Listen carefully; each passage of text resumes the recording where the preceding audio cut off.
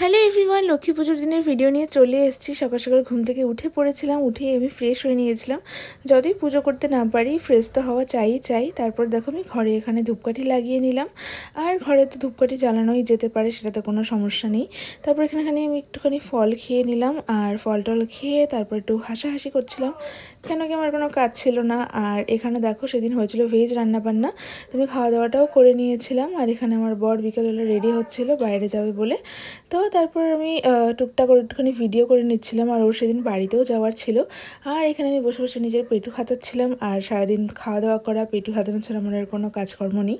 তো বিকেলবেলাতে মামুনি এখানে পুজো দিয়ে নিচ্ছিল, দেখো এখানে প্রদীপ লাগিয়ে দিয়েছিল, তারপর আলপনাও দিয়েছিল টুকটাক করে।